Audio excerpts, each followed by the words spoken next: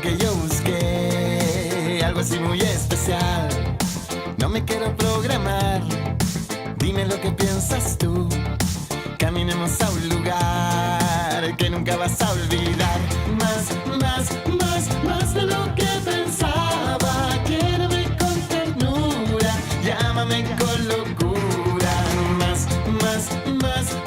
Más de lo que pensaba. Quiéreme con ternura, llámame con locura.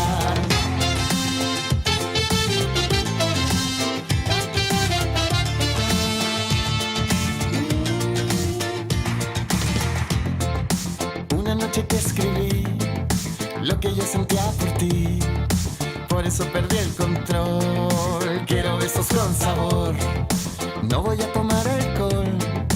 Compartamos un café, yo te invito a sonreír. Ya tenemos donde más de lo que pensaba. Lléname con ternura, llámame con locura. Más. Hola queridas amigas, queridos amigos, muchísimas gracias por estar conectados un sábado más. Gracias por la posibilidad del Mercado de Chamberí recibirnos y abrir estas puertas maravillosas que son aquí en el Mercado de Chamberí, donde circula muchísima gente, donde circula además la actividad frenética de un sábado de compras. Cada sábado nos acompañáis. Le damos las gracias también a Javier Lozán, que estuvo la semana recién pasada, donde tuvimos la posibilidad de compartir muchísimas cosas, y estoy seguro que hoy vamos a vivir y vamos a conocer además muchas otras actividades que se hacen aquí desde casa, desde el barrio de Chamberí. Vamos a tener la posibilidad de tener dos grandes invitados que nos van a dar mucha información que tiene que ver con actividades de tipo tanto lúdico como formativo e informativo. Nosotros estamos en esa labor como medio de comunicación, dar información en nuestra vocación y comunicar, sobre todo comunicar a través de la gente que tiene la posibilidad de estar invitada al programa Chamberí, tu punto de encuentro. Y sobre todo porque en la semana también nos ve mucha gente, no solo de Chamberí, nos ve gente de Madrid, de España entero y del otro lado del charco también. Así que gracias por esa compañía que nos dais en la semana también. Bueno, decía que hoy tenemos una jornada especial, una jornada de dos grandes amigos que vamos a tener la posibilidad de recibirlos. Vamos a recibir a Susana Hernández y a José Belmonte, que son integrantes de una organización muy importante para Chamberí, como es Cáritas. Vamos a tener la posibilidad de invitarlos y que ellos nos cuenten de primera mano todo lo que ellos están haciendo a través de su trabajo. Les vamos a invitar para que pasen. Adelante, Susana, ¿cómo estás?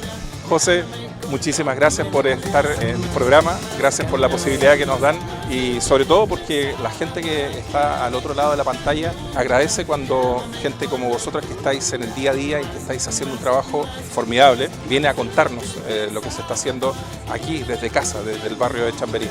Chamberí, tu punto de encuentro, siempre lo digo yo, que el propósito es que la gente, los actores de la sociedad sean los protagonistas, así es que estáis gratamente invitados al programa. ¿Vale? Nos sentamos entonces y bueno, la idea es que tengamos la instancia de desarrollar todo el trabajo que estáis haciendo, en el caso tuyo, Susana, como directora del área de Cáritas en Chamberí, y tú, José, como voluntario, coach de duelo, que son temas que parece ser que no se habla mucho, ¿no?, en la sociedad, y quiero que ustedes como actores principales tengan la posibilidad de transmitirnos todo el trabajo que hacéis. Cuéntanos el centro, cómo funciona, cuánto tiempo lleva, a qué está enfocado. Bueno, el centro pertenece a un área grande que son las obras sociales. Es un área donde trabajamos desde Cáritas con mucho tipo de situaciones, personas sin hogar, adicciones, salud mental, y este en concreto, situado aquí en Alonso Cano número 21, se dirige a mujeres en situación de vulnerabilidad y exclusión que necesitan de un espacio relacional, de desarrollo personal, de crecimiento, de ocupación también de su tiempo, ¿no?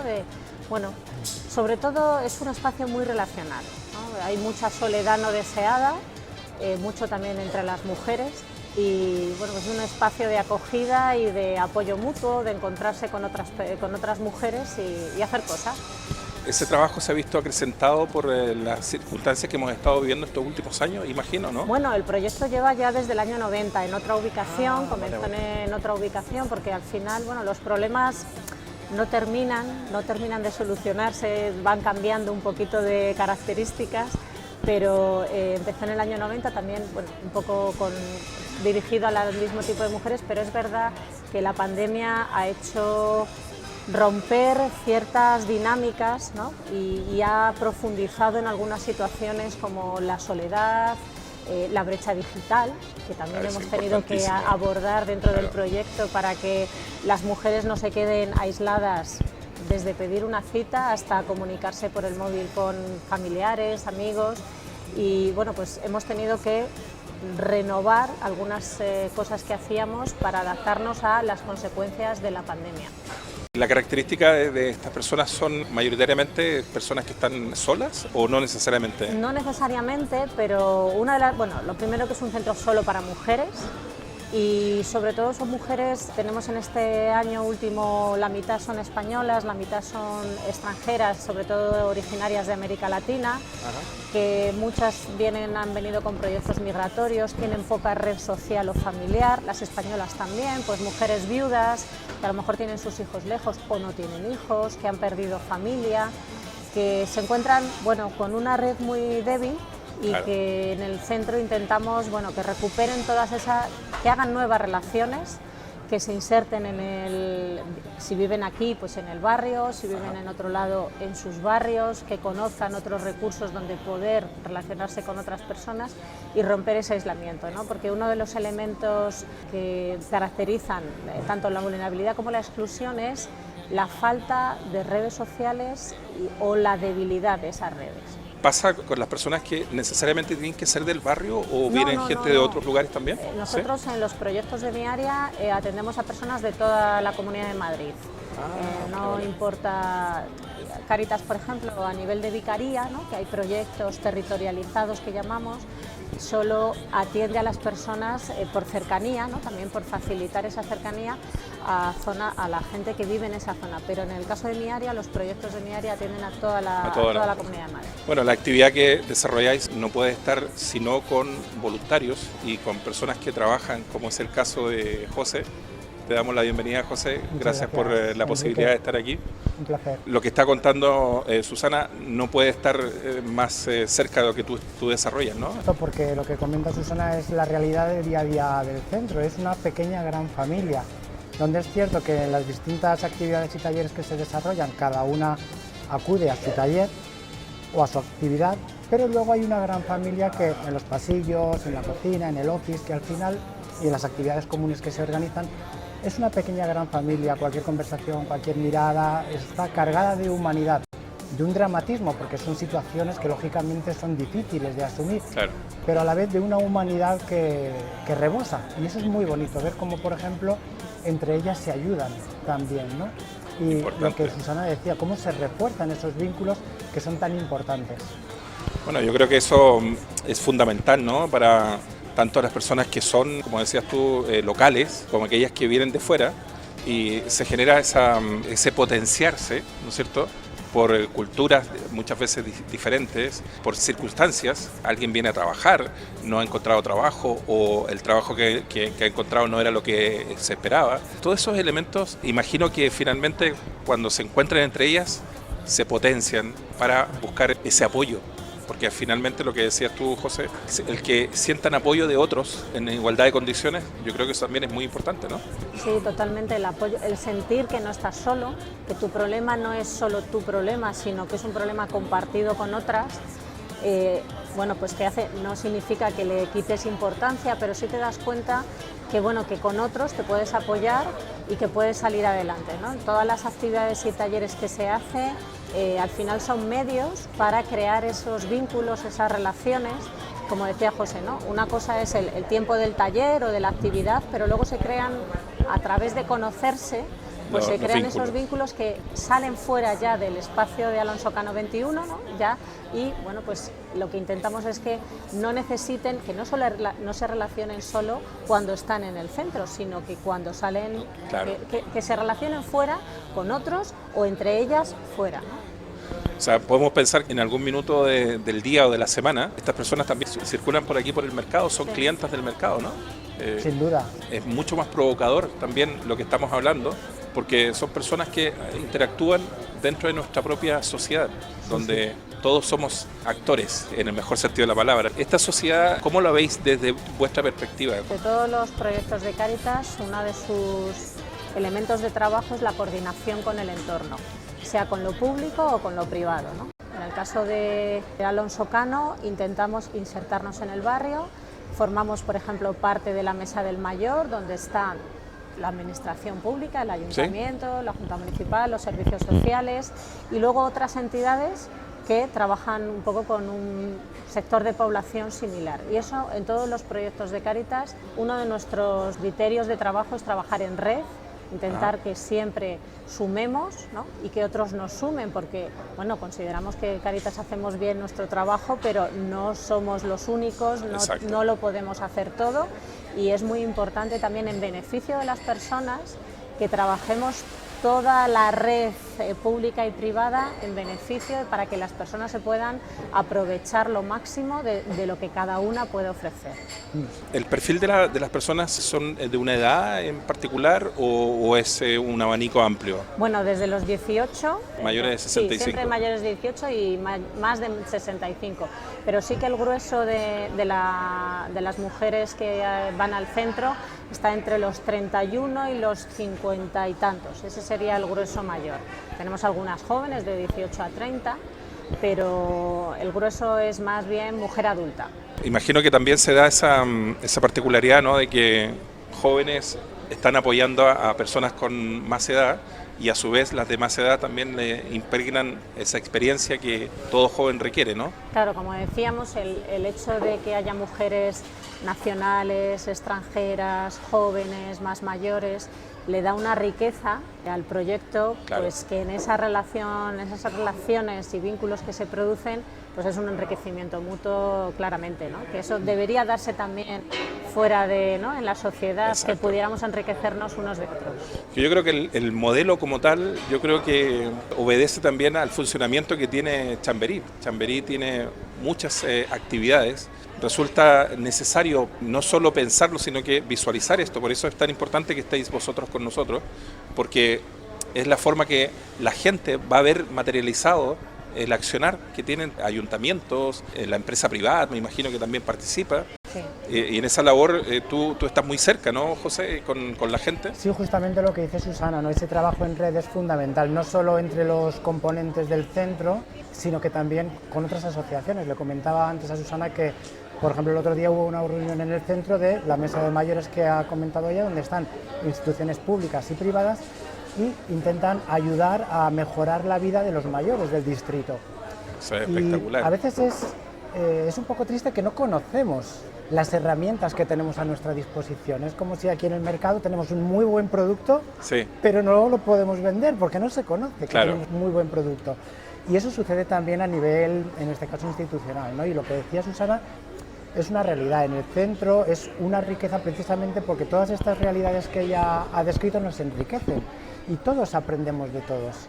Yo aprendo muchísimo. Yo voy allí como voluntario, hago mi taller de duelo, pero en esas miradas, en esa capacidad de lucha, en esa valentía de afrontar las dificultades, en esa capacidad de superación, ahí es donde yo también, digamos, aprendo y me enriquezco.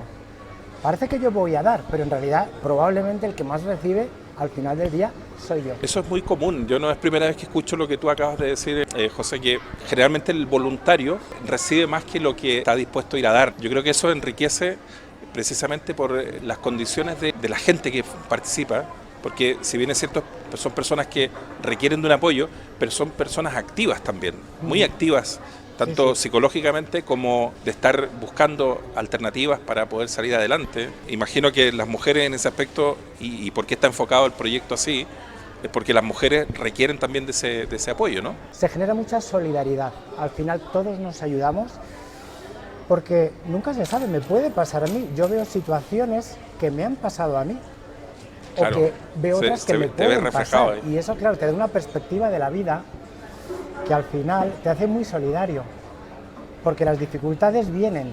Lo que intentamos hacer es ayudar a gestionar las dificultades para que no nos hundan y, efectivamente, como decía Susana, apoyarnos los unos a los otros para que entre todos superemos las dificultades. Claro. Pero al final es la humanidad, la vida, ¿no? Y es precioso este aspecto, ¿no? De solidaridad, de fuerza, de hacer piña, de salir todos juntos y de este aprendizaje que al final es lo que nos ayuda cada día. Si tú me permites, José, y que no suene como broma, pero lo que acabas de decir, queremos usarlo nosotros como Chamberito punto de encuentro. Justo. Porque lo que buscamos nosotros a través del programa es justamente buscar puntos de encuentro. Vosotros sois un punto de encuentro para el barrio. Por eso es tan importante cómo se canaliza. Vosotros tenéis mucha experiencia, estáis en el día a día y sabéis las dificultades que tiene esto. Hay una palabra tan recurrida por todos nosotros que es la solidaridad. ¿Somos realmente tan solidarios como creemos, Susana? Tú que estás ahí en el día a día. Bueno, los que están en ello y los que se acercan a otro tipo de realidades, sí. Al final, como tú decías, ¿no? El voluntario que se acerca para ayudar, ¿no? Y esa es su motivación principal, al final se da cuenta que casi, no digamos que es más ayudado, ¿no? Pero que se produce una relación de dar y recibir, ¿no? Que no es solo dar, sino que también recibe en ese enriquecimiento humano de ver otras realidades. Sí que es verdad que quizá estamos entrando ya desde hace unos años en una sociedad un poco individualista, sí, ¿no? Donde estamos demasiado mirando en la pantalla, ¿no? Como otro mundo, pero resulta que nos perdemos el mundo que está a nuestro alrededor. Cuando la gente somos capaces de levantar la mirada, ¿no? Y miramos lo que hay a nuestro alrededor, sí que se produce esa solidaridad, pero es necesario conocer ese otro mundo, ese otro barrio, esa otra ciudad que existe, pero que para mucha gente es desconocida. Yo estoy de acuerdo con Susana porque es verdad que tendemos al individualismo en líneas generales hasta que te toca a ti.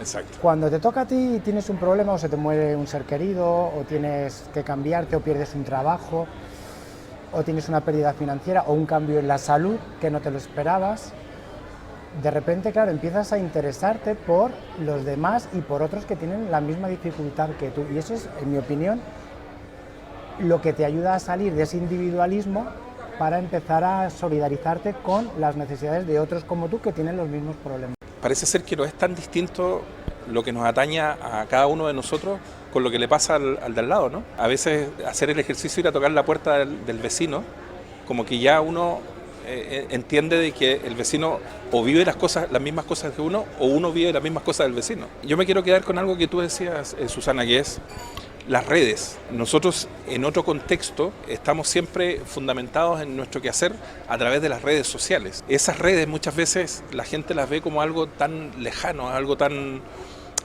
distinto a lo que es nosotros los seres humanos, ¿no? Y yo digo que no, que las redes sociales son precisamente para generar eso.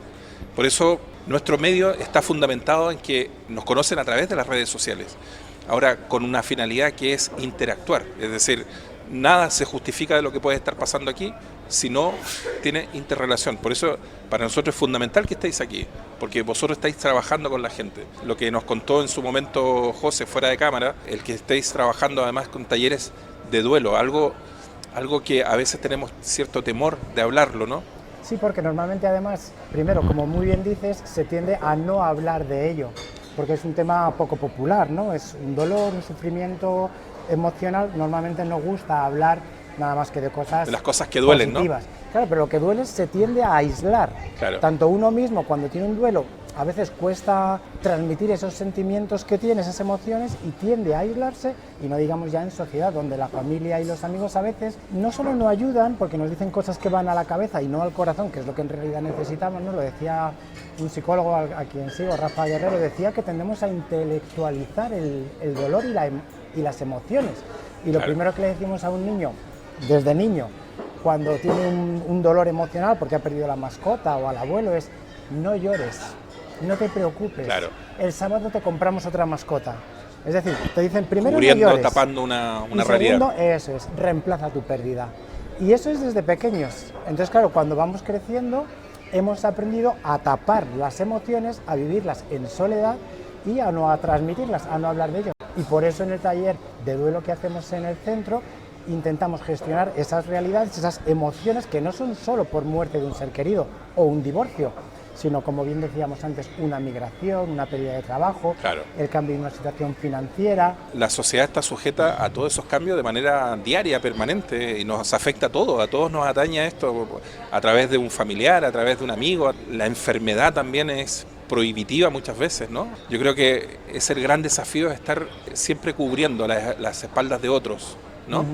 Pero también a veces hace falta que nos cubren la espalda a uno mismo. ¿Cómo se lleva eso, José, a través del taller que tú haces? Pues como muy bien dices, hay veces que cuesta apoyarse en otros y lo primero que solemos decir es que la gente no tenga ningún problema en pedir ayuda si la necesita y en pedir una ayuda profesional. Está bien pedir ayuda, está bien no estar del todo bien, como se suele decir. Claro, no siempre podemos Porque estar... Claro, como tú dices, es que forma parte de la vida y hay cosas que no avisan. Entonces, en el Centro de Atención a la Mujer de Cáritas lo que hacemos es, primero, presentar ese taller de gestión emocional, que es un taller de 12 semanas, en el cual vamos enseñando, primero, a cambiar la educación que hemos recibido emocional, que no nos ha ayudado. He de decir, en primer lugar, que no es una intervención clínica, Sí. porque yo no soy psicólogo, sino que es una reeducación, es un enfoque de gestión emocional. Entonces, intentamos enseñar a gestionar esas emociones, lo que no nos ha ayudado hasta ahora a gestionar nuestras pérdidas, cambiarlo por la información que sí ayuda y a partir de ahí hacemos unas dinámicas para interiorizar, validar, reconocer esas emociones y ayudar a las personas a sacarlas, a expresarlas, con una serie de ejercicios concretos, puntuales, con unas gráficas, con unas cartas que hacemos, ¿no? Para que ellas puedan ir sacando todas esas emociones que a veces están tapadas, ¿no? O que se intenta compensar de otra manera. Yo siento que cada vez eso ha ido cambiando, reforzando lo que tú señalas, de que yo recuerdo siendo niño en el colegio, había una compañera que faltaba mucho y siempre decía que faltaba porque iba al dentista. Y un día el profesor le preguntó, le dice, pero si la semana pasada ya fuiste al dentista.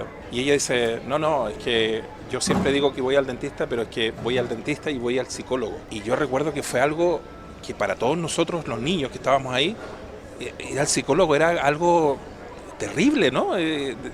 Suponer que alguien necesitara un apoyo psicológico, claro, se normaliza el ir al dentista y al médico, ir al pediatra, pero al psicólogo o al psiquiatra ya es algo prohibitivo. ¿Eso ha cambiado desde tu perspectiva? Poco a poco es cierto que va habiendo un poco más de sensibilización con el tema de la salud mental y de la importancia de la salud mental. Como bien dices, antes parecía que es que si ibas al psicólogo es que estabas enfermo, Claro. estabas poco más o menos que para que te ingresasen en un psiquiátrico, ¿no? Todavía estamos ahí, pienso, ¿Sí? Todavía hay una cierta etiqueta que se cuelga y a la gente le cuesta pedir ayuda. No obstante, también hay que decir que hay otras vías para pedir ayuda, no solo en la red familiar o social, sino que también, pues por ejemplo, lo que yo hago. Yo no soy psicólogo, pero acompaño a personas que están en duelo. Si lo necesitan, pues lógicamente pues se derivan a un profesional de la psicología o de la psiquiatría. ¿Sí? Y a veces pasa lo contrario, que un psicólogo que a lo mejor no trabaja específicamente el duelo, deriva a un coach de duelo como yo un asunto que se trabaja desde el punto de vista emocional y luego después pueden continuar su tratamiento. Por eso Claro. también la importancia que comentabais del trabajo en red y el conocimiento interprofesional para que entre todos podamos hacer un abordaje integral de las necesidades de la persona. En ese aspecto, Susana, me imagino que también estáis muy preocupados para que la propia gente que asiste no sienta el estigma, ¿no? De que alguien que va al centro está lleno de problemas, porque también ese será un problema, ¿no? De que la gente sienta que entrar ahí... Claro, y de hecho es algo con lo que estamos trabajando también desde Cáritas, ¿no? El que los centros de Cáritas no solamente son para personas con problemas, Claro. sino que tienen que estar abiertos a todo el mundo, ¿no? Porque efectivamente todos en un grado mayor o menor podemos tener alguna necesidad, llámalo Todos, de cualquier tipo, claro. y que pueden ser espacios donde entre todos nos podamos ayudar. O sea, hay unos profesionales, perfecto, y luego hay unos voluntarios que también aportan su labor dando como un ambiente de normalización, ¿no? Pues son personas, vamos a decir, normales, no son profesionales, pagados. Y luego está pues otras personas que también pueden participar en los proyectos que, bueno, pues que van al taller de cultura, por ejemplo, y a lo mejor no tienen una necesidad de relacionarse, o sea, no están en soledad, ¿no? Sí. Pero bueno, pues es un espacio donde poder juntarse con otras personas diferentes, con otras realidades y que entre todos nos podamos ayudar, ¿no? Y eso en un proyecto, pero también con mi vecino de enfrente, que a veces no sabemos lo que pasa detrás de muchas puertas o lo que hay detrás de una sonrisa, ¿no? Cuando tú le preguntas a alguien, ¿y qué tal estás? Y dice, bien, pero ese bien a veces, ¿no? Como un Todos, bien, te cuento la verdad. Claro. Hay Claro. muchas mochilas, Claro, ¿no? así como Y una yo creo muletilla de respuesta, que no ¿no? hay que estar, o sea, igual que no hay que estar súper mal para ir al psicólogo, no, simplemente puedes tener un pequeño sufrimiento igual que si te rompes una pierna, bueno, pues yo en este momento tengo que ir al traumatólogo, me tiene que poner una férula y luego ya me la quitará, sí. Pues con esos pequeños sufrimientos, esas pequeñas situaciones vitales, estos proyectos pues pueden ayudarnos a todos. No hay que estar fatal para ir a un proyecto de Cáritas, exacto. no hay que estar fatal. Bueno, la labor que desarrolláis a través de Cáritas en distintos ámbitos, porque yo entiendo que tenéis talleres, excursiones, estas actividades tienen un enfoque hacia las mujeres. También cabe que, como decíamos, ¿no? que sienta que necesita sino que Claro. se sienta parte de una actividad y que dice, voy a ir con este grupo a una excursión, qué sé yo, no sé, a la Sierra Madrileña. Totalmente. Ese es el estilo que tenéis, ¿no? Ese es el estilo que queremos conseguir, que se entienda el Centro Alonso Cano también como un centro del barrio, donde yo, vecina del número 15, pues puedo ir a conocer otras personas, Eso está muy bien, a eso está muy relacionarme y a conocer otras realidades, ¿no? Bueno, eso también es darle la normalidad que merece cualquier actividad. La sociedad está construida así, Claro. gente de distintos ámbitos que hacen una sociedad conjunta. Me imagino que tú lo experimentas en los talleres que impartes, de encontrar gente que tiene distintos sufrimientos de duelos por diferentes cosas, ¿no? No Sí. solo la pérdida de un ser querido. Efectivamente, el duelo, aunque se identifica casi siempre con una pérdida, pero duelo significa aquello que tiene que ver con un cambio importante en la vida, y cualquier situación cotidiana que implique un cambio importante a nivel emocional, eso se llama duelo. Porque el duelo tiene que ver también con esas emociones que a veces no comunicamos. Y eso nos pasa todos los días. Claro. En una pareja, en una familia, con los hijos. Pues me hubiera gustado decirle esto, pero no me he atrevido. Me hubiera gustado darle las gracias pero no me atreví. Tiene que ver también el duelo con aquello que nos hubiera gustado, que hubiera sido mejor, más abundante, ¿no? O con aquello a lo que tenemos que renunciar. Por ejemplo, cuando yo tengo que renunciar a un proyecto de vida porque una persona ha fallecido, o porque de repente me he divorciado, o de repente tengo una enfermedad y yo tenía unos proyectos, unas ilusiones y se han roto, eso Sí. es un duelo. A lo mejor no se ha muerto nadie porque es un divorcio, es una enfermedad, Sí. pero es un cambio importante en la vida, es un tener que renunciar a sueños, proyectos, expectativas, planes, y eso genera en nosotros dolor emocional. Tiene que ver con todo aquello que nos guardamos, que no validamos y que no comunicamos. Y eso son situaciones de duelo también. ¿El duelo implica pérdida o no necesariamente? No necesariamente. No necesariamente. Puede ser por pérdida, pero puede ser por cambio, por un cambio importante en la vida. Por ejemplo, una migración, que antes hablábamos, Sí. una migración es un duelo emocional. ¿Por qué? Porque implica un cambio importante de país, de cultura, a veces de idioma. Entonces, claro, es como otro mundo. Y eso genera unas emociones que a veces son contradictorias, ¿no? Porque por una parte es la ilusión de nuevos Claro. proyectos, pero por otra parte sentimientos de tristeza por añorar la familia que se dejó atrás, añorar tantas cosas, una cultura. Y esos sentimientos contradictorios es también a lo que llamamos duelo. O sea, que no necesariamente, implica una pérdida. A mí me gustaría destacar algo que yo estoy seguro que os va a sorprender gratamente. Nosotros estamos en este espacio que es el mercado de Chamberí, que yo lo decía en mis palabras al comienzo. Cada sábado nosotros nos instalamos aquí, invadimos el mercado y ponemos unas cámaras y hacemos un programa. Este mercado tiene una particularidad, que tiene aproximadamente 15 nacionalidades en un espacio reducido. Yo siento que habla muy bien del mercado, ¿no? vosotros que trabajáis en el mundo de la sensibilización, el que nos encontremos en un espacio cerrado como es un mercado, que involucre 15 nacionalidades, me parece que es algo digno de imitar, ¿no? Totalmente, y de hecho la migración hay que vivirla como una riqueza, porque enriquece al que viene y enriquece al que está aquí. Conocer otras cosas te abre la mente, te relativiza muchas de las creencias o cosas Claro. que tienes ahí marcadas en sangre, que dices, bueno, pues tampoco parece esto tan importante, ¿no? Y te ayuda, bueno, pues eso, a relativizar, a conocer otra gente y a entender que al final somos más parecidos de lo que creemos. Exacto.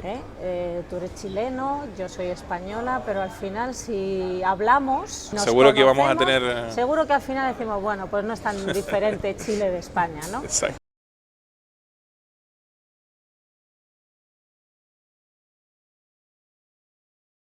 Y esa yo creo que es la riqueza, y no es tan diferente los anhelos, ¿no? de una persona de otro país, de una persona mayor, al final el anhelo humano, somos seres humanos y estamos hechos un poco de la misma arcilla, ¿no? Exacto. Y eso no se puede olvidar, y eso solo se consigue cuando conozco a otros, a otras cosas, a otras personas que creo que son muy diferentes, pero que en realidad al final veo que lo que nos acerca es muy común. Yo creo que influye mucho el estado de ánimo de nosotros como personas, el espíritu que nos motiva para relacionarnos. Yo recuerdo que hace años atrás tuve la fortuna de entrevistar a Isabel Allende, la escritora, y ella ha viajado por muchas partes del mundo y me dijo algo que me lo he quedado, le pedí permiso para quedármelo a ella, y que es que los seres humanos a veces lo tenemos todo tan hecho que nos complicamos y le damos importancia a las diferencias, cuando realmente tenemos tantas cosas que nos unen como seres humanos que le damos importancia a lo más mínimo.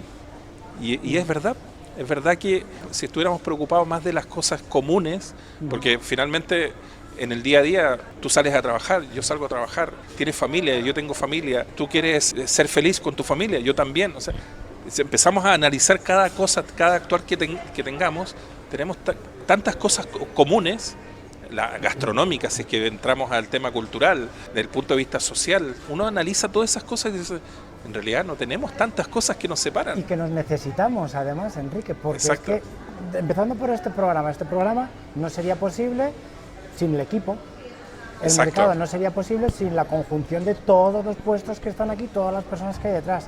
En el Centro de Atención a la Mujer de Alonso Cano no sería posible si no está María, la técnico, ahí detrás coordinándolo todo, la voluntaria de un taller, del otro, y así Exacto. podemos seguir ampliando hasta llegar, bueno, pues más a nivel institucional o a nivel político, en fin, es que nos necesitamos. Bueno, has descrito de manera tan didáctica de cómo se construye la sociedad finalmente. ¿Sí? Sociedad somos todos. Decimos, caemos en el error de decir, oh, ¿cómo está la sociedad? O sea, me estoy diciendo a mí mismo, ¿cómo estoy yo? ¿Cómo actuamos? Actuamos cuando a alguien se le cae una cosa en la calle, vamos a esa persona a decirle, oye, ¿se te ha caído esto? O simplemente pasas con esa individualidad que muchas veces sentimos que vamos tan apurados aquí, corremos para cada sitio. Basta con detenerse 5 minutos en el día, que el día tiene muchos minutos, y realmente te das cuenta de que no hace falta detenerte solo 5 minutos para hacer esa acción. Nosotros tenemos un proyecto en la zona de Vallecas dirigido a personas sin hogar con enfermedad mental grave, que ya enfermedad mental ya tiene una connotación peso y grave. A veces, bueno, cuando presentamos el proyecto para solicitar voluntariado, la gente como se pone un poquito así precavida, ¿no? Sí. Y luego los voluntarios que ya se animan a participar en el proyecto, al cabo de un mes ya te dicen, pero si en realidad son normales, dices, ya, nosotros ya lo sabíamos, que son gente normal, con un problema, bien, tienen una situación, pero son gente normal. Pero que no, claro, ese es y el ese tema. acercarse es lo que hace la diferencia, ¿no? Ese acercarte al otro, porque cuando las cosas las ves, pues eso, a través de una pantalla o desde tan lejos, no ves esos detalles. Cuando te acercas es cuando ves que la diferencia se difumina. Esa naturalidad a mí me parece fundamental también, porque es lo mismo que sucede con el duelo. En el momento que encontramos a alguien que ha perdido un ser querido, pensamos que ya se convierte automáticamente en alguien raro a quien hay que aislar, poco más o menos. Claro, ¿no? Y claro. una de las primeras cosas que nosotros decimos es que el dolor emocional es la respuesta normal y natural de la persona ante una pérdida o un cambio importante, ¿no? Pues con el ejemplo que ponía Susana, si te rompes una pierna, la respuesta natural, ¿cuál es? Gritar, ¿no? Y expresar. Claro. Pues si te rompen el corazón, la respuesta normal y natural es esa, es que te duela, es el duelo, el dolor emocional, y hay que normalizarlo. Es normal y natural llorar, es normal y natural avergonzarse, sentirse triste. Pero a veces tendemos a eso, como a enrarecer esas emociones que son naturales. ¿Será que desde niños nos enseñan a que no tenemos que equivocarnos? Lo que decías tú antes, de que no llores, cuando lo más normal, si uno perdió una mascota, lo más normal es llorar, Claro. porque Claro. estaba vinculado emocionalmente con ese animalito, Eso, ¿no? eso. Esa normalidad es la que tenemos que proponernos siempre estar sobrepasando. Nosotros como sociedad todos contribuimos finalmente a cometer esos errores, ¿no? De me tengo que emocionar. Yo ahora puedo en algún minuto quebrarme porque estoy viviendo o reviviendo cosas que implican emociones, y la emoción implica a veces llorar, pero llorar también es sano. Totalmente. Uno libera mucha... Y empieza con la educación desde niños, por eso es tan importante. Ayer me contaban el ejemplo, ¿no?, de un niño precisamente que está yendo a un psicólogo porque el niño de repente, tras la muerte de su abuelo, se ha quedado como metido en sí mismo, ¿no?, ensimismado, no Sí. habla, no se comunica, está comiendo muchísimo. Y claro, la madre la ha llevado al psicólogo, ¿no?, y me contaban, y yo le preguntaba, digo, bueno, ¿y la madre cómo actuó cuando se murió? Que era, la abuelita era Sí. su madre. Y dice, claro, pues para que el niño no viese que ella estaba triste, se aislaba y se metía a llorar en su habitación. Es decir, la madre le está enseñando al niño con su propia actitud a que los sentimientos no se muestran. tienen que y que si esconder. quieres llorar te tienes que ir a la habitación. Entonces, claro, luego el niño, la madre se sorprende de que el niño, ante lo que ha aprendido, que es a guardar sus sentimientos y a no expresarlos, y le extraña a la madre que el niño de repente se meta en sí mismo en una coraza y lo tiene que llevar al psicólogo. Por eso es tan importante la educación desde niños, validar Claro. las emociones. Si lloras, llora, aquí estoy para escucharte, para cogerte y además expresar que yo también estoy triste, porque era mi madre, y entiendo cómo te puedes sentir, porque mira, a mí también me pasa. Y es clave, y todo empieza efectivamente en la educación. ¿Qué tanta importancia vosotros que estáis en el trabajo diario y que trabajáis con distintas personas, qué tanta importancia tiene cuando uno supera cierta edad, los que hemos superado los 50 años, por ejemplo, ya empezamos a sentir que las cosas que te importaban a los 20, a los 30, a los 40, ya no importan tanto? Y yo lo pregunto porque yo lo he experimentado. Después de los 50, no hace mucho, pero ya pasé los 50, empecé a vivir las cosas que ya no me importan tanto. Eso me imagino que también dentro del ámbito en que estáis, también la gente lo experimenta, ¿no? ¿Cómo lo vivís vosotros? Porque también eso es parte de la experiencia. Claro, trabajamos como nosotros en Cáritas trabajamos desde los bebés, porque tenemos un proyecto para mujeres gestantes, entonces desde que nacen hasta gente muy mayor, ¿no?, en nuestros centros culturales de mayores, en la residencia de mayores. Ese aprendizaje, efectivamente, cuando dicen el tiempo lo cura todo, esto con 20 años se vive de una manera, pero ya verás cuando llegues a los 60, efectivamente, cuando pasas los 50, yo también los he pasado ya, miras para atrás y dices, madre mía, en qué tonterías me fijaba yo sufríamos cuando, por tan poco, ¿verdad? por tan poca cosa, ¿no? Bueno, yo creo que eso tampoco se puede acelerar. Cuando tienes 20 años no lo entiendes. Mis hijas, pues cuando yo les digo este tipo de cosas, ya lo vivirás. ellas me miran así diciendo, vale, pero no lo entienden, ¿no? Bueno, cada época yo creo que también tiene su aprendizaje, pero es bueno que haya esa comunicación de mensajes, ¿no?, para que, bueno, pues entre todos nos vayamos enseñando unos a otros. Los mayores que no pierdan esa pasión, ¿no?, que por hacerte mayor no tienes que olvidar las Perder pasiones la ilusión de de la vida, la ¿no?, juventud, que cada claro. día es un nuevo comienzo, y los jóvenes que aprendan de esa serenidad, de ese relativizar las cosas, de ese darle también tiempo al tiempo. Yo creo que en ese aprendizaje sí que intentamos hacerlo en los proyectos. Por eso también nos gusta que, bueno, nuestros proyectos de adultos son de 18 a donde Abierto. sea, abierto. A más de 99, como dicen por ahí. Exactamente. Yo trabajo también ese cambio de edad, por ejemplo, porque eso es un duelo. ¿Por qué es un duelo? Porque en la medida en que vas cumpliendo años, por ejemplo, cuando alguien se jubila, es un duelo. Un duelo, claro. Porque tienes que renunciar a cosas que hacías antes y que ahora no puedes hacer. Claro, un cambio brutal. Y esa renuncia, claro. ese cambio, eso es un duelo. Yo mismo tengo mis propios duelos. Yo tengo que renunciar a jugar al fútbol. Me encanta jugar al fútbol, pero tuve un problema en el pie y tengo que renunciar a jugar al fútbol. Eso es un duelo. Porque me hubiera gustado que ese proyecto, esa ilusión hubiera seguido más adelante, ¿no? Y en el centro también gestionamos, porque efectivamente hay personas mayores que se van viendo que efectivamente ya no tienen tanta fuerza, tanta capacidad, que además tienen responsabilidades familiares detrás todavía. Entonces, claro, son gestión emocional que hay que hacer para enseñar a la gente, ¿no?, a que vaya asimilando eso.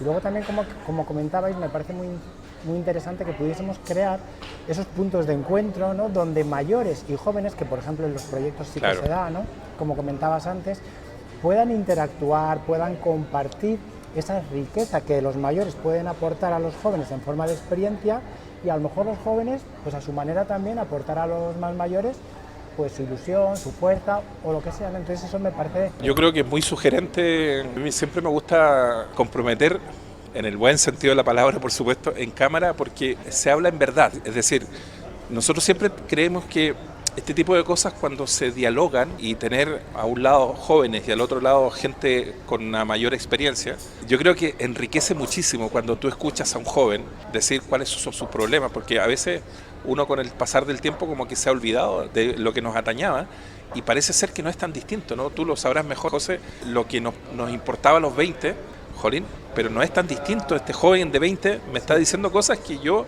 a los 20 también tenía como apremio. Es muy bonito porque en los grupos en los que yo estoy, que sí que se ve esa diferencia de edad, veo cómo se emocionan, tanto las jóvenes como las mayores, por el testimonio de la experiencia, todo lo que han tenido que superar, ¿no? Y al revés, las mayores con las jóvenes. Entonces es una...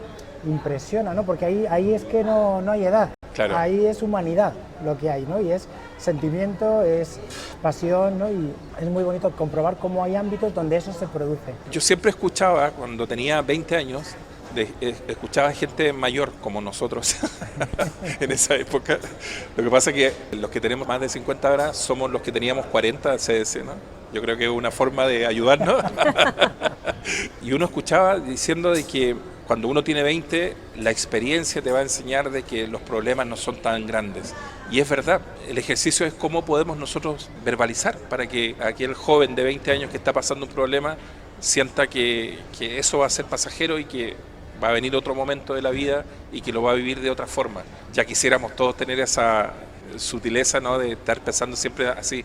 Pues yo creo que es importante acompañar, ¿no?, por ejemplo, a los jóvenes, ¿no?, que pueden estar pasando por una etapa difícil, la importancia de que sepan que no están solos, que pueden pedir ayuda y que pueden contar con alguien que ya ha ido por delante. Exacto. Y que ya ha pasado por donde él está pasado, con sus matices, lógicamente, ¿no? En mi opinión, los mayores es importante saber estar, que muchas veces la sola presencia, el testimonio ya ayuda, saber acompañar esas situaciones. A veces no sabremos utilizar ni siquiera el mismo lenguaje, pero esa presencia, ese testimonio, me parece muy importante para que ellos tengan esa referencia, ¿no? Y al revés, ¿no?, que también los más mayores nos podamos, ya me empiezo a incluir, nutrir, podamos también inspirarnos, ¿no? A mí, que me gusta mucho fijarme, ¿no?, en la gente que tengo alrededor, cuando viajo en el metro, por ejemplo, ¿no?, veo cómo se relacionan entre ellos, qué ilusiones tienen, y veo también unas ilusiones, unas iniciativas que a mí me inspiran también, ¿no?, y me mueven a querer seguir avanzando y aprendiendo y abriéndome a nuevas formas de conocer, nuevas formas de relacionarme.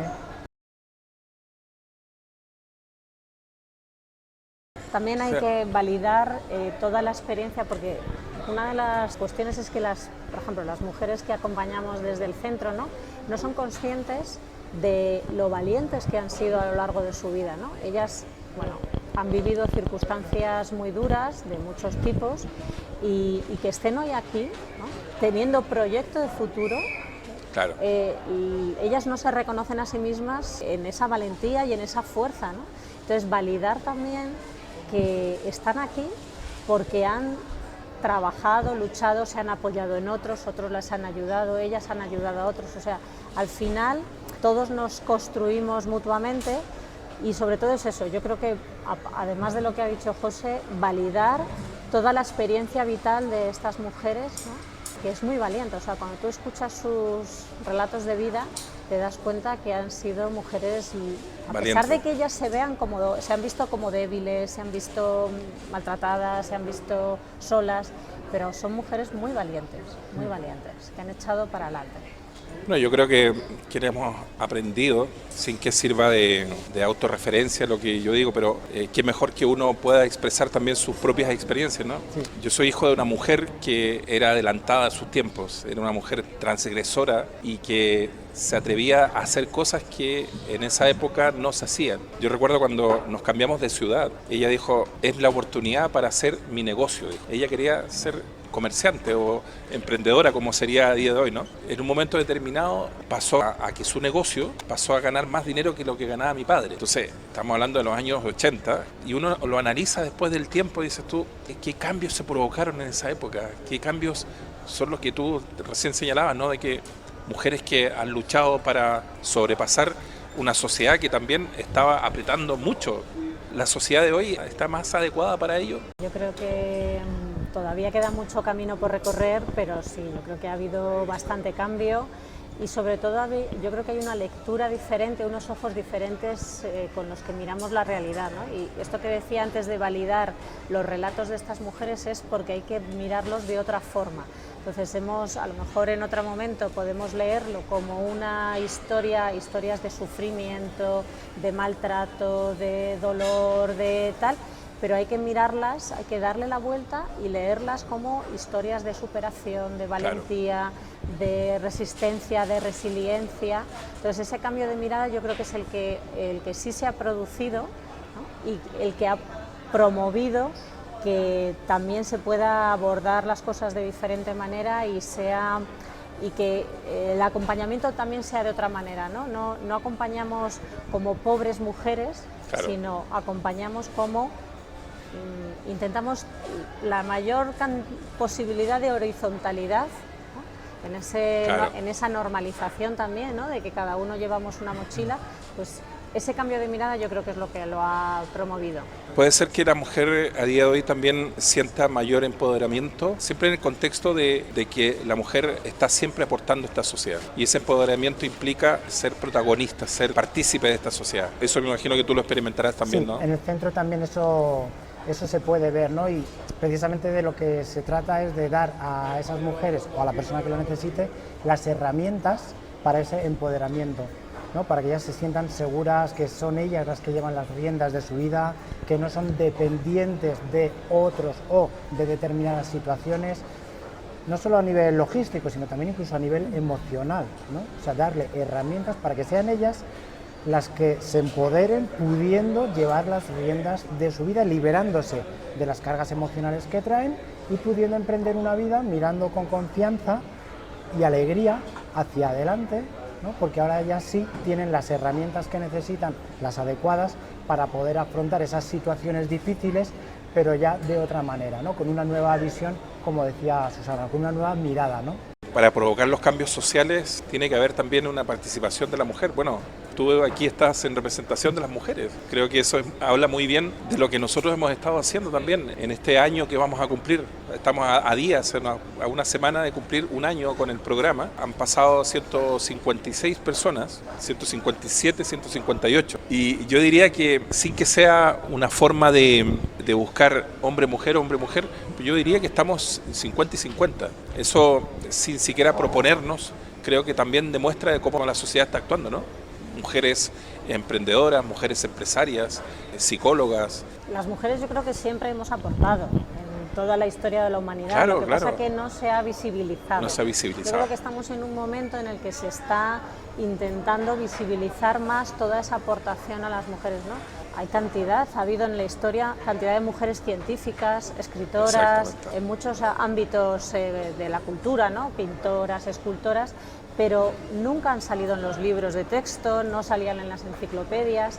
Se está haciendo, esto que hablaba yo de otra mirada, ¿no? Claro. Se está mirando de nuevo la historia, ¿no? Para descubrir o redescubrir a todas esas mujeres que silenciosamente o acallándolas han hecho su aportación, ¿no? Y luego, por supuesto, millones de mujeres anónimas que, pues como tu madre, ¿no? Que posiblemente no salió en ningún periódico, pero que con su trabajo, su ejemplo, pues os dio ejemplo a vosotros y seguramente a mucha gente a su alrededor de la que ella no fue consciente, pero que hizo su aporte, ¿no? a su entorno. Cambió muchas cosas. No quiero que sea autorreferente, pero yo sé que ella está en alguna parte siempre pendiente de lo que uno está haciendo. Yo creo que las mujeres tienen una gran participación. Tú has dicho algo muy importante, la verbalización también por parte de las mujeres. Son los espacios, estos espacios de comunicación. Yo lo decía al principio, comunicar e informar. Esa es la vocación de este programa. No puede ser de otra forma que dar la posibilidad a la gente que es partícipe, que como tú, como directora de un área de Cáritas, tú como voluntario, donde nadie pone atajos para poder hacer cosas. Yo creo que es muy importante lo que vosotros estáis haciendo para el barrio, para la propia sociedad, porque seguramente que aquí circula gente que está necesitando cosas de las que estáis vosotros haciendo. Lo importante ahora es buscar cómo se canaliza y cómo llega esa gente a vosotros también. Sí que quería comentarte que la generación, por ejemplo, de este proyecto, a lo mejor hay gente que le llama la atención que solo sea para mujeres, ¿no? Y dirán, ¿y por qué no para hombres también? Bueno, no es una cuestión de excluir, es que también, por ejemplo, la generación de mi madre vivía mucho en lo doméstico. Entonces, bueno, sí, se relacionaba con las vecinas, ¿no? Que me acuerdo que había mucha relación vecinal, pero ese momento o ese tiempo para ellas mismas casi no existía. Entonces estamos en un momento en el que estos espacios les ayudan a ellas a encontrarse con otras, a contarse su vida y contar su vida a otras y entenderla y valorizar esa parte que es valorizable, hacer duelo de la parte de sufrimiento, ¿no? Y recomponerse. Entonces yo creo que estos espacios y que están abiertos, bueno, pues al barrio también, ¿no? A otras mujeres, para que se encuentren con otras y puedan contarse y contar a otras lo suyo, ¿no? Su vida, Con esa normalidad que decíamos antes, estas cosas siempre me preocupan en el buen sentido de la palabra, que es que no estigmatizar nada, porque cuando estigmatizamos cerramos una puerta y cerrar puertas es lo peor que nos puede pasar como sociedad. Yo creo que este mercado posibilita tener puertas abiertas. Yo no sé si se dan cuenta de un detalle, aquí nosotros no cerramos nada. Aquí ha pasado gente por aquí circulando y de eso se trata, pues esto es dar la normalidad, que es un espacio con la única diferencia que están las cámaras y que la gente circula y que Chamberí, tu punto de encuentro, sea realmente un punto de encuentro. A nosotros nos alegra mucho que estéis aquí con nosotros. Y eso es un poco también el objetivo de Cáritas. Cáritas es una gran desconocida. Cuando a veces va gente a las charlas que hacemos de gente que quiere ser voluntaria, entonces hacemos un pequeño vuelo de pájaro para que conozcan un poco toda la labor de Cáritas y prácticamente el 100% sale diciendo: oh, yo no sabía que Cáritas tenía tantas cosas, porque tenemos en el imaginario que Cáritas es dar comida, dar ropa y pagar recibos de luz, ¿no? Y sí, obviamente nosotros atendemos todas esas necesidades más básicas, pero luego tenemos un gran trabajo de promoción, de acompañamiento, y de la misma manera que vosotros no cerráis este punto de encuentro, nuestros proyectos también pretenden ser abiertos, no solamente a lo que llamamos los pobres, los otros, los que tienen un problema tal o cual, ¿no? Porque al final, como te decía en otro momento de la entrevista, nos parecemos más de lo que creemos. Absolutamente. Y a lo mejor yo no tengo un problema de adicción y voy a nuestro centro de tratamiento de adicciones y me encuentro con personas que sí, tienen un problema de adicción al alcohol o a cualquier otro tipo de droga, pero nos parecemos mucho. Entonces, Cáritas también tiene ese objetivo de que sean proyectos abiertos a la gente, a que podamos mezclarnos, a que podamos aprender unos de otros, ¿no?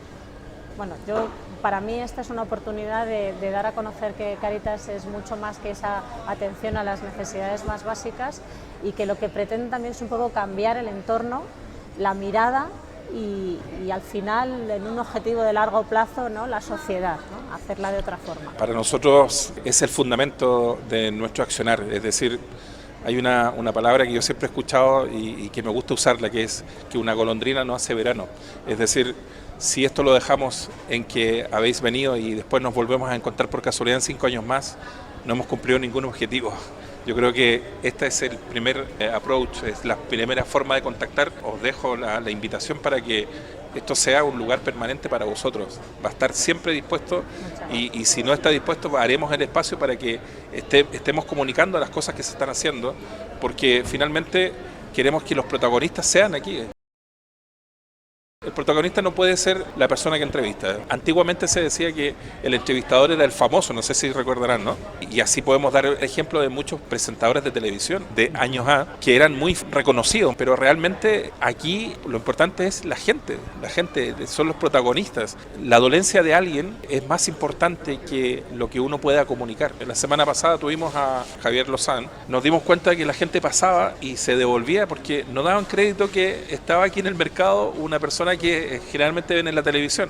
Ahora él es un hombre tremendamente normal y muy próximo, muy cercano, con una sencillez extraordinaria, que hay que destacar ese tipo de cosas porque a veces sentimos que los famosos están por allá lejos y no. Y que además la fama también pasa. Claro, y claro. Que hoy es famoso, claro. Mañana puede no serlo. Exactamente. ¿No? Y me llamó la atención cuando también entrevistasteis a Rafa Sánchez de La Unión. Ah, también, claro. Él mismo, ¿no?, tenía esa conciencia. Y claro, es que cuando estás en la cresta de la ola, todo el mundo te da palmaditas, ¿no? Y luego no. Pues claro, pues eso es interesante, ¿no? Porque eso también es un duelo, ¿no? Ese cambio, ¿no? Y hay que saber gestionarlo. Y al final lo que queda es lo que tú dices, esa humanidad, esa cercanía, aunque tú seas el que sale en la tele, pero saber estar cercano a la gente corriente, y a mí eso me parece fundamental. Al hilo de lo que estamos señalando, aprovecharé de pedirle a mis compañeros a ver si están atentos, ellos siempre están atentos. En relación a eso, cada vez que invitamos a una persona, le pedimos que deje una pregunta. Y Javier, precisamente, dejó una pregunta la semana recién pasada, sin saber que erais vosotros los que ibais a estar. Él está haciendo, desde el punto de vista de compromiso, su figura, la presta en el mejor sentido de la palabra, para poder contribuir a esta sociedad. Y me gustaría que vosotros conocierais la pregunta para que os deis también esa respuesta al público. Y me gustaría que para terminar nos puedas compartir algo, que le dejes una pregunta a la persona que venga el próximo sábado. Una pregunta.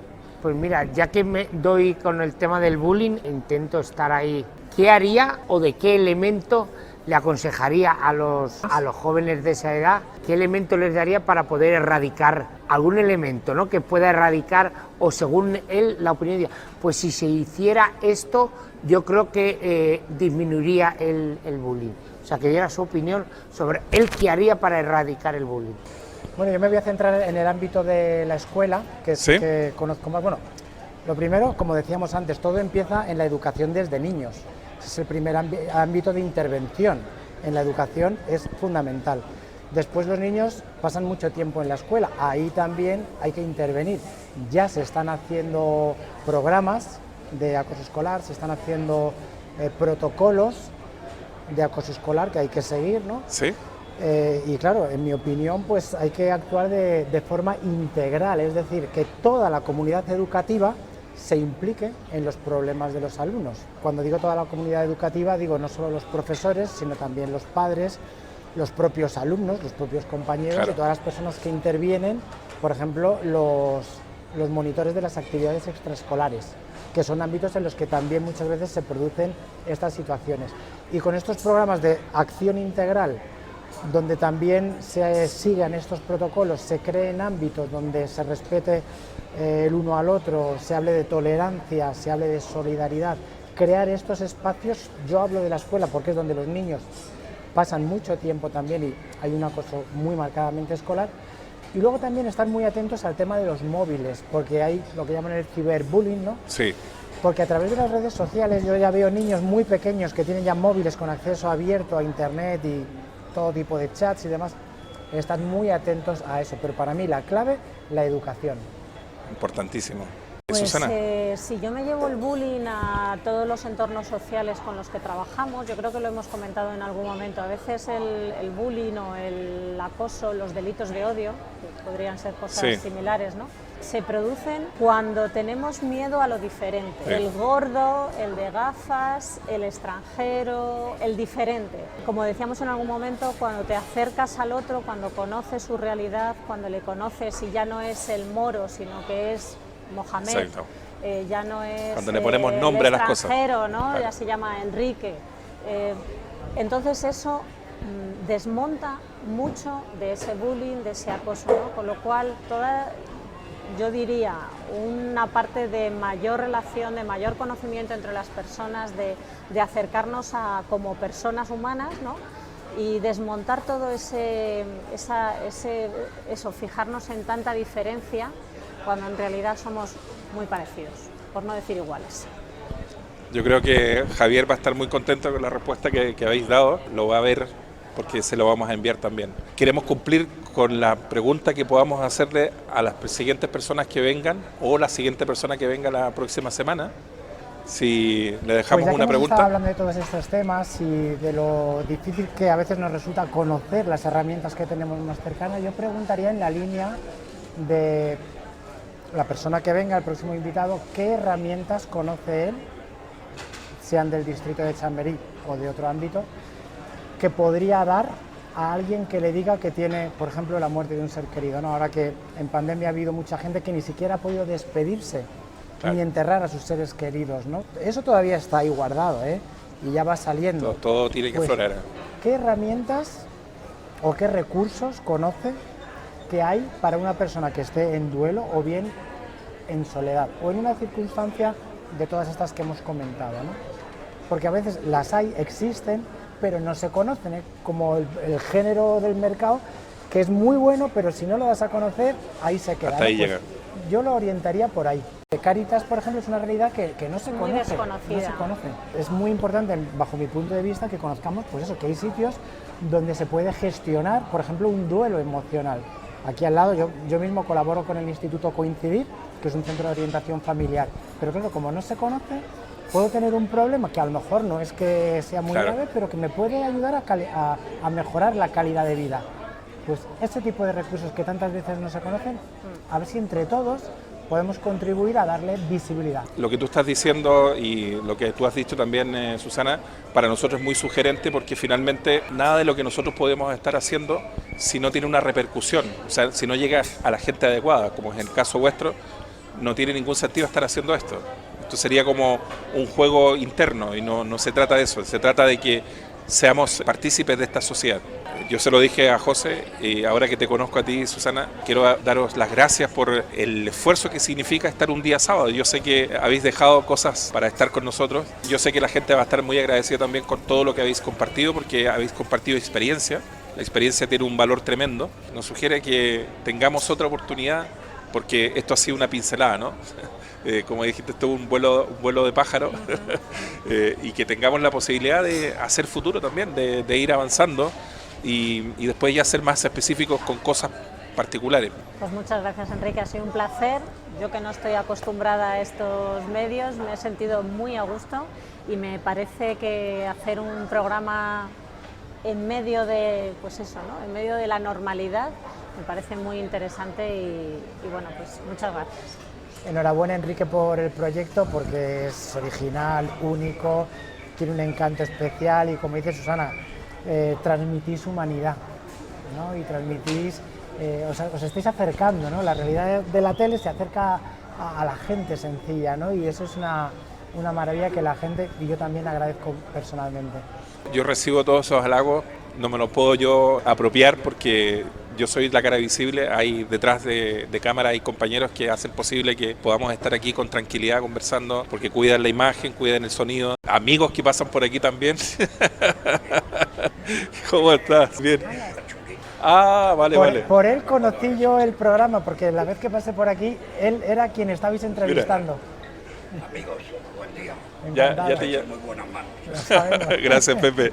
Bueno, esta es la normalidad, te das cuenta, la gente que aquí circula son nuestros amigos. Pepe Ruiz es un gran actor, vecino por más de 50 años del barrio, y de eso se trata, que interrumpamos esto con la mayor de las normalidades. Mis compañeros creo que me están diciendo alguna seña que nos levantemos para despedirnos y dar las gracias nuevamente, dar las gracias por esta posibilidad.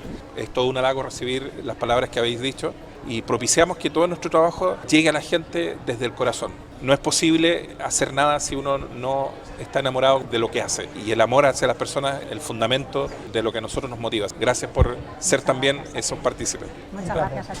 Y decir que cada sábado estamos en el mercado de Chamberí, Chamberí tu punto de encuentro. Hasta el próximo sábado y gracias por estar aquí. Adiós. Gracias, Chao, chao. chao. Caminemos a un lugar que nunca vas a olvidar. Más de lo que